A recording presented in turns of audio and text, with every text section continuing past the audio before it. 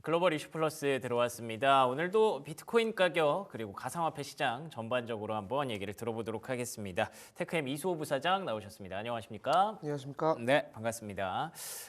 코인 가격이 뭐 지난주까지만 해도 강하게 또 반등을 하길래 뭔가 할 얘기가 좀 많아지겠다 싶었는데 이번 주에 또 멈춰버렸습니다. 거의 이게 숨을 쉬나 싶은 그런 상황인데 94,000달러에서 계속 등락이 뭐 크게 없어요. 최근의 네. 분위기 어떻게 보십니까?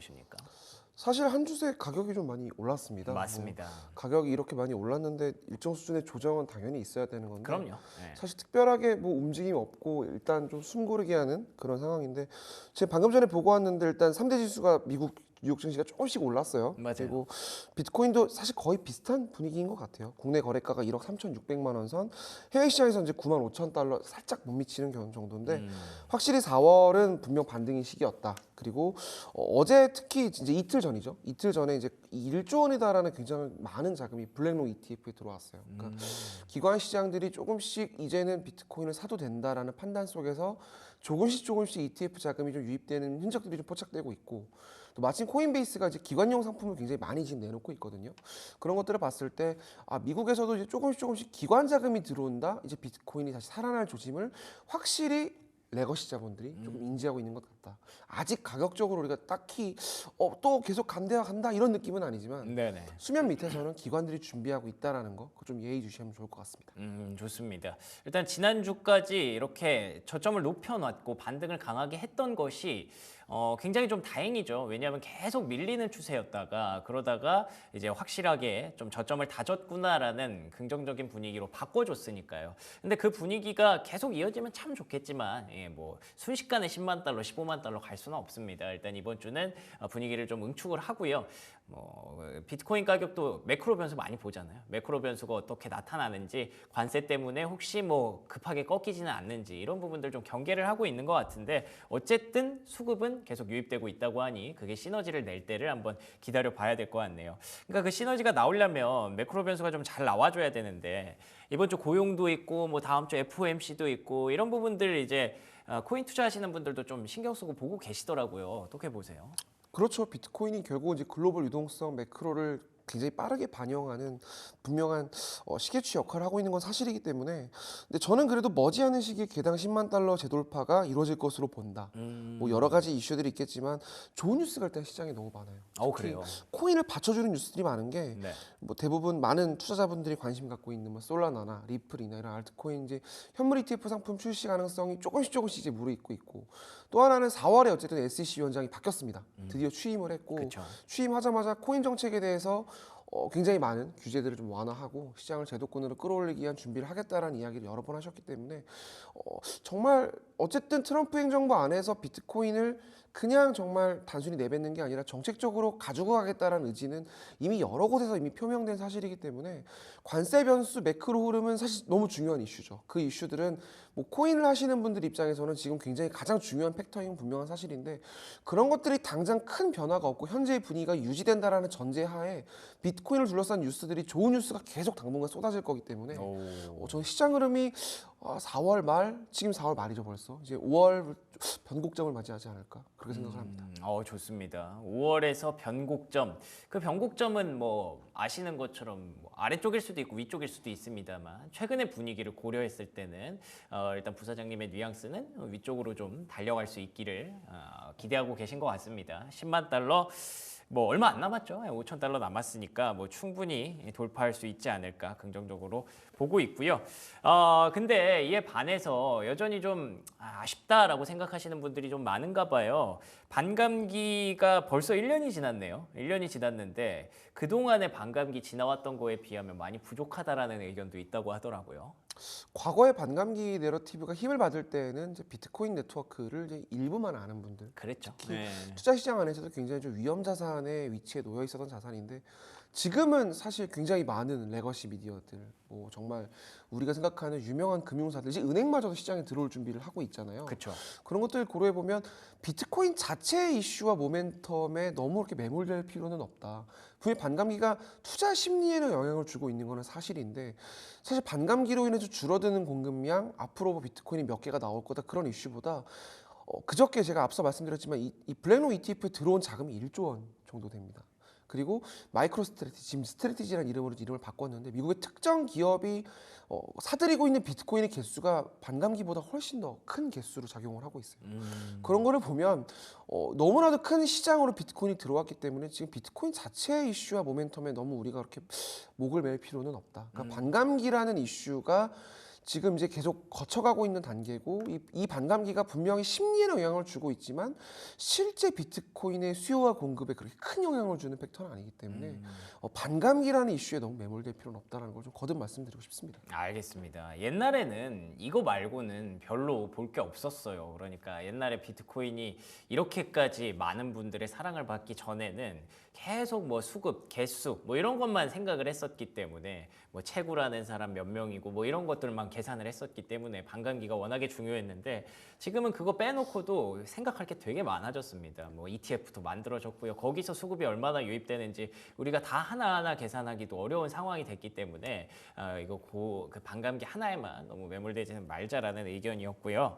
그리고 또 이 얘기는 또 뭐예요? 50시간을 비트코인을 공부하면 이해를 할 수 있다. 이거는 뭐 우리가 어떻게 이해해야 되는 건가요? 미국의 뭐 한 인플루언서인데 네. 배우이신가 봐요. 유명하신 분이라고 하는데 TJ 밀러라는 분이 네. 비트코인에 대한 공부, 네트워크에 대한 이해가 필요하다. 우리가 너무 사실 비트코인의 투자를 모르고 한다. 이거에 대한 충분한 예. 공부가 필요하다. 그리고 비트코인과 관련된 콘텐츠가 분명히 나올 것이다.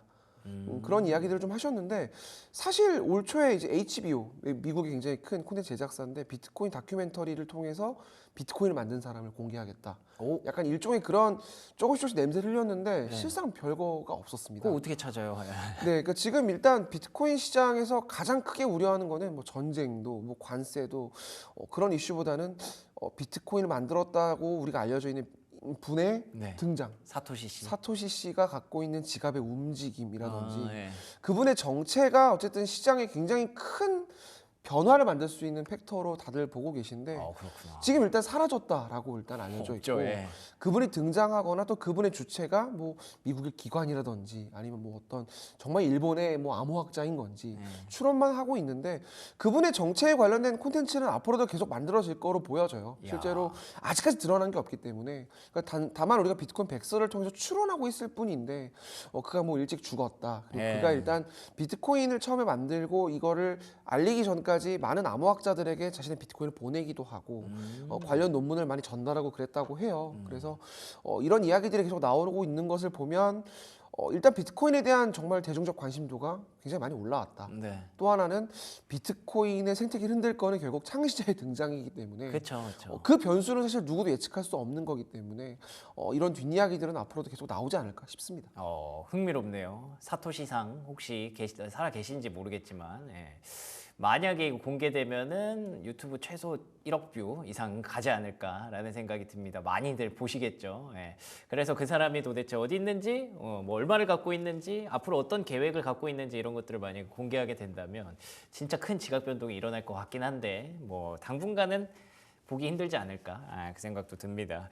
자, 그나저나 애리조나 쪽에서 처음으로 미국 최초로 비트코인을 보유하는 주가 될 가능성이 높아졌다고 합니다. 이거는 좀 긍정적으로 들리는데 어떤 내용인가요? 네, 미국의 전략 보유고 비트코인 정책이 계속 어쨌든 트럼프 행정부 통해서 거듭 나오고 있는 이야기인데 사실 재무부를 통한 또는 어떤 국회를 거쳐서 실질적으로 미국의 중앙 정부가 비트코인을 매수하는 거는 여러 가지 허들이 존재하고 있는 건 사실인데 네.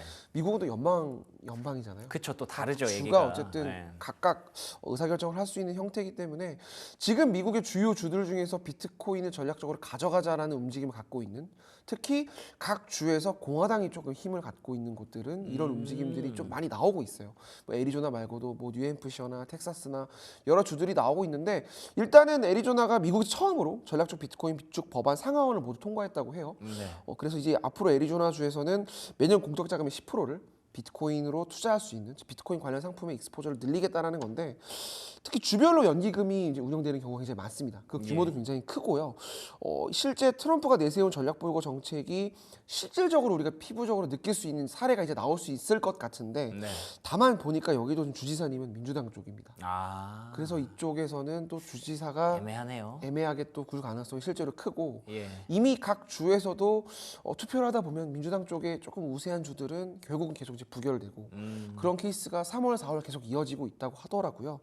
다만 일단 비트코인 익스포저가 미국의 주 연기금, 어쨌든 미국의 행정부 여러 큰 손들이 이쪽 시장에 들어오려고 하는 움직임은 이미 여러 번 포착이 됐던 거고 이미 이런 움직임들이 이젠 좀 현실화될 가능성이 커졌다. 특히 미국의 중간 선거가 아직 좀 시간이 남긴 했는데 그렇죠. 중간 선거가 나오기 전에 좀 빠르게 속도를 올리고 있는 것으로 보여져요. 공화당 쪽 계신 분들이. 그래서 미국 지금 18개 주에서 이 법안을 추진 중인 주들이 공식적으로 18개 주라고 해요. 그래서 당분간 이런 움직임이 이어질 거고 이게 비트코인 시장에 조금 중요한 매수 팩터가 될 거다. 전 반감기보다 오히려 이런 움직임이 더, 이런 뉴스들이 더 크게 힘을 발휘하지 않을까 싶습니다. 야, 결국에는 사실 우리가 생각해 보면 비트코인을 또 이렇게까지 더 많이 보게 된 이유는 역시나 트럼프 대통령의 당선이라는 정책적인 어떤 모멘텀이었잖아요. 그런 모멘텀이 지금 공화당 주지사들을 보유하고 있는 주를 중심으로 계속 확대가 되고 있다는 점에서 이제 반감기보다는 이런 정책적인 푸시들이 훨씬 더 비트코인 가격을 밀어 올린다는 거 우리가 확인했기 때문에 이 부분이 더 중요하다라고 말씀을 해주셨고요. 아니나 다를까 지금 또 이제 트럼프 대통령이 100일 기념 연설을 하기 시작한 것 같은데 이러다가 또 비트코인 얘기들 또 할 수도 있겠죠. 일단은 뭐 지금 급한 건 이게 아닌 것 같아서 다른 얘기들을 많이 할 것 같기는 한데 이런 얘기 하나하나에 우리가 계속 귀를 기울여야 하는 상황인 것 같습니다. 알트코인으로 한번 넘어가 볼게요. 도지코인에 대한 기대감이 갑자기 또 높아졌다고요? 이거 어떤 내용인가요? 사실 뭐 도지코인 자체가 많이 올랐다라기보다는 지금 코인 안에서 특히 위험 자산이라고 볼 수 있는 알트코인들 중에 제법 가격으로 많이 오른 사례가 많이 있습니다. 그렇군요. 네, 지금 도지코인도 최근 뭐 일주일 사이 뭐 열흘까지 좀 보면은 그래 두 자릿수 가까이 오른 것 같고 오. 또 솔라나 생태계 안에 이제 봉크라고 굉장히 유명한 밈코인인데 이것도 지금 한 70% 일주일 새 굉장히 많이 올랐어요. 그리고 꽤 큰 코인 중에서 리플도 좀 많이 올랐고 또 수위도 지금 거의 보름 새 수위도 두 자릿수 이상 많이 올랐거든요. 예. 알트코인 시장이 분명히 좀 수급이 많이 들어오고 있는 것으로 보여지고 그렇군요. 재미난 거는 국내 코인 시장도 좀 살아나려고 하는 움직임이 보여요. 업비트와 빗썸, 국내 대표적인 코인 거래소들이죠. 이곳들의 신규 상장 코인들의 가격이 또 어제 오늘 보니까 또 많이 올랐더라고요. 그런 거를 보면 뭐 우리가 지금 당장 코인 시장에 또 이제 봄이 왔다. 지금 뭐 알트코인 이것저것 아무거나 가릴 것 없이 사야 된다 이런 거 이렇게 말씀드리긴 좀 어렵겠지만 위험하다 또는 이것은 사도 돼라고 조금 의심할 만한 코인들의 차트가 조금 이쁘게 일부러 좀 그려지고 있는 흔적들이 많아서 그런 걸 염두에 두고 지금 투자 시장에 다시 복귀하시는 분들이 분명히 존재하고 또 대표적인 또 수급을 대변하는 게 밈코인이지 않습니까? 그렇죠. 그래서 밈코인의 대장주가 또 도지코인이기 때문에 예. 또 도지코인에 대해서 또 움직임들이 나오지 않을까. 특히 또 요즘 미국 안에서는 밈코인 ETF 얘기 많이 하고 있어요. 밈코인을 바스켓으로 투자하자. 또 도지코인을 상장시키자. 뭐 이런 이야기들이 뭐 시카고 선물거래소에 도지가 들어갈 거다 이런 이야기들도 나오고 있고 이런 거를 보면은 분명히 밈코인 쪽에서 이 수급 흐름이 과거하고는 조금 다른. 지금 과거에는 어떤 굉장히 투기 자산이라고 생각을 했다면 미국의 기관들마저도 이쪽 시장에 좀 발을 담그려고 하는 움직임들이 보여서 제가 도지코인을 뭐 얼마까지 갈 거다 이렇게 말하는 건 되게 위험하고 조심스러운 얘기지만 밈코인 시장을 조금 염두에 두고 당분간은 봐야 되지 않을까 네. 이런 생각이 듭니다. 진짜 신기하네요. 뭐 일단은 알트코인 시장이 괜찮아서 그러니까 도지코인의 개별적인 어떤 이슈보다도 알트코인 시장이 괜찮아지면서 그 중에 밈코인의 대장인 도지코인이 좀 더 강하게 움직이는 것 그리고 뭐 개별적인 이슈라면 시카고 상품 시장까지 들어갈 수도 있다는 거.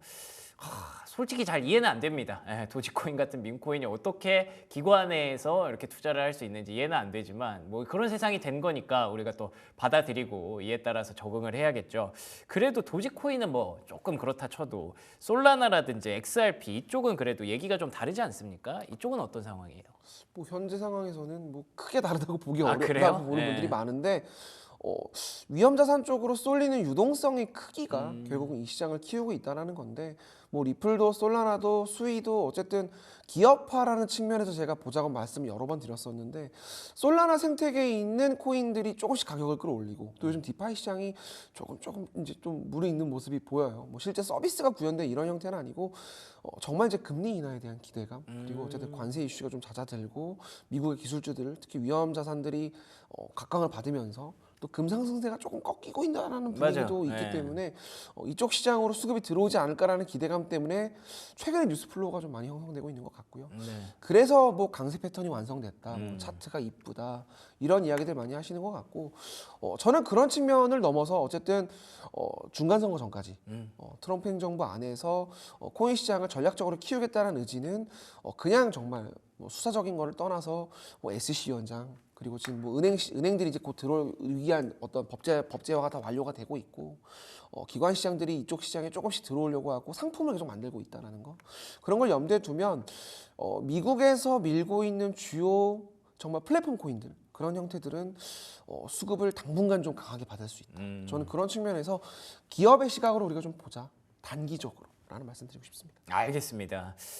그러니까 지금 비트코인 시장도 주식 시장도 제일 관심 높은 건 여전히 관세 우려입니다만 그래도 앞으로의 미래를 좀 더 내다봤을 때 지금 뭐 트럼프 대통령도 또 연준을 압박을 하고 있는 것 같은데 어쨌든 연준과 정부의 생각이 맞부딪히는 구간이 올 거고 그러면 이제 유동성 랠리가 곳곳에서 일어나겠죠. 그러면 결국 비트코인 잘 자리 잡고 있고 알트코인 쪽으로 뭐 알트 시즌이 또 넘어갈 가능성도 우리가 계속 생각을 해봐야 될 것 같습니다. 그런 측면에서 이제 관련된 코인들 많이 골라 가실 텐데 그 중에서는 이제 계속 말씀해 주시지만 미국에 기반을 두고 있는 그런 알트코인들 중심으로 단기적으로 한번 트레이딩 노려보시면 어떨까 싶고요.